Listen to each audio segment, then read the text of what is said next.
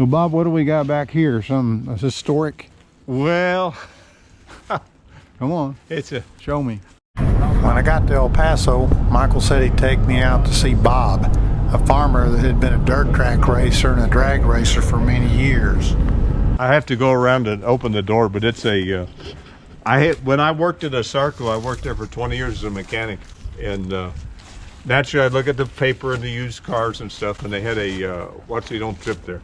It said a tube framed race car. I thought it was some type of a late model dirt car. The friendly junkyard dog won't hurt. As long as he doesn't break loose from that chain, you'll be fine. I've got the address, and I want to look at it. It was a 62 Nova. This is it right here? No, this is a 66. Okay. What's this old car here? That's a 53 Ford. As you can see, it's just been sitting there for a week or two. What you're about to see is a 62 Nova that Bob first showed me in 2013. I wrote it up in my rare finds column in Muscle Car Review, and it was originally an AFX car. Bob is pretty sure the lineage goes back to Dick Harrell. There you go. Another junk pile in here. Bob's an old dirt track racer and drag racer, as you can see by the cars here. You got any extra tires? Yeah, we try to keep a few tires in stock. When you got a bunch of farm equipment and trailers and cars, you got to have a lot of stuff. Well, I can see back over here something with a number 26 on it. So that's an old dirt car. Bob loves cars and he loves people. He loves showing people his cars. Rims here and a lot of old stuff. Some old stuff, some new stuff. And the front of that old 53 Ford.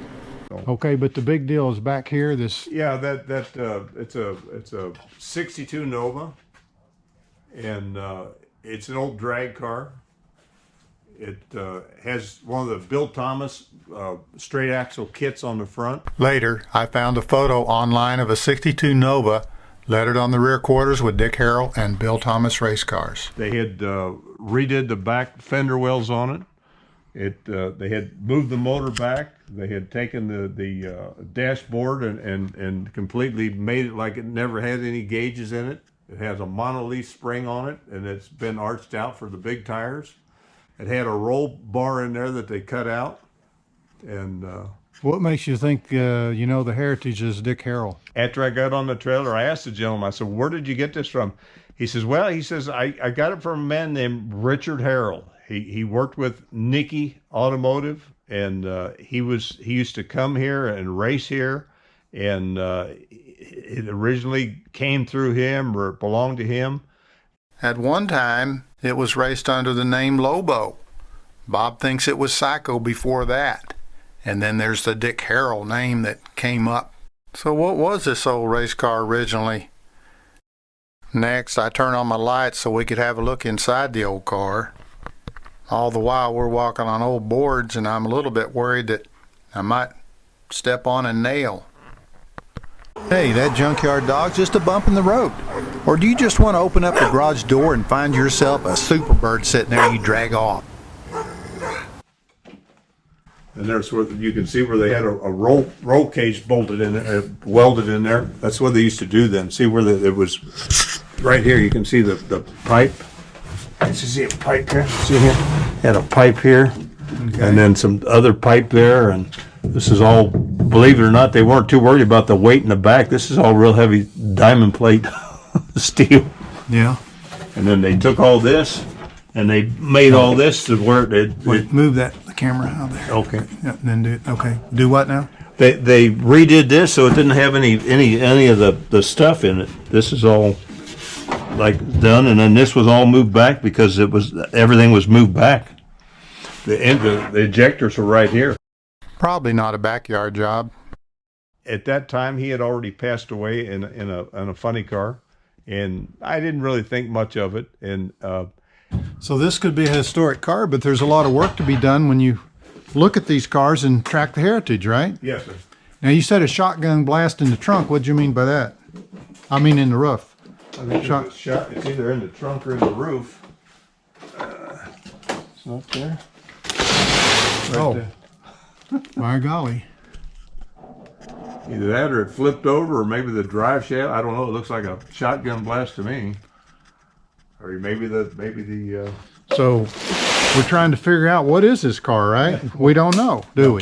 For sure. Not exactly. But you have a lot of story on it, and it's Dick Harrell related, right? Yes, sir. Yeah.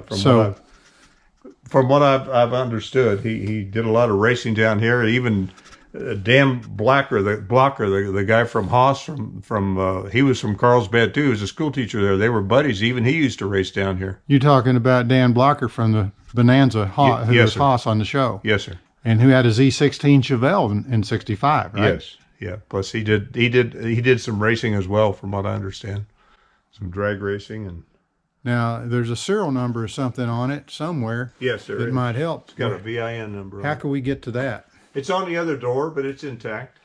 Okay, getting over there would be a. Yeah, I don't think the door even opens up anymore. It's sit here so long. Do you know the VIN? You can write it down for us. I have a title. No, I don't have a title for it. I don't. I bought it on a bill of sale. Well, how can we get to that VIN? And is there any way? Yeah, let me look. You want to go out and get some tools or something and come back? At the time, I was thinking about using the VIN to order a shipping report that might lead us to find the original dealer and more information on the car. However, those shipping manifests only go back to '65.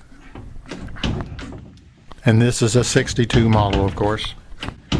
It's a postcard's the only thing. Most of them weren't postcards back then. Most of the pictures that I've seen. It also had a fiberglass front end on it, and I asked the gentleman how that was, and he said that they had stolen it out of his backyard. And before that, he had a steel nose on it, and I believe that because I had a '55 Chevrolet that I had a steel tilt front end where I had bolted it together, ran as a degasser. So we lost the fiberglass front end. That was a key to this thing. Well, it was before I bought it. Yeah. But he had it in his backyard, and they stole it out of his backyard. As you can see here, where they've done all the work to push, where the motor would be pushed back up under the injectors and stuff would be pushed back under the cowl, and that was all done there. This was a setback motor mounts, and this was a Boughton. This was like I said, this was a Bill Thomas front end. A little P&S steering box on it. No brakes on the front. No weight. Okay. So it was some kind of purpose-built car back in the day. Yeah, well, Michael, his cousin, had a picture of it racing as an A gasser here in El Paso before I bought it. It was an A gasser. I think it was white. I think it had the same paint job on it. So this could have been an A gasser that was. Well, it was what they did on the old Pro Stock cars and the old AFX cars. I had an Arlen Vanke Pro Stock car. Matter of fact, one of his original Pro Stock car. And when the Pro Stock cars went to Lenco transmissions, we didn't have the money to buy one. So I ran it as a 4-speed car. We ran it on the UDRA circuit as a while with a 4-speed, but we actually converted. We would actually fit in a class of either a B or a C altered, and we would run in competition eliminator with a Pro Stock car. And that's the way the old AFX cars were. They could run them as an A gas would tell you that it was a light car with a big engine. If that makes any sense. Yeah. I love these vintage spider webs here. These are really nice. I need to clean this up and work because I'm working out in the dirt, and here I got a nice shop here that's pretty nice. Mm-hmm. I need to put all my tires in a semi and get back here. Well, we'll say a fond farewell for now to the '62. What he thought. Well, I'm glad you pack ratted it away. Saved it.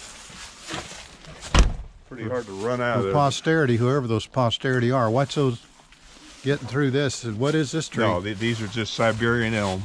Oh, okay. Nothing fancy or nothing dangerous. Hey, I think the dog's starting to like me.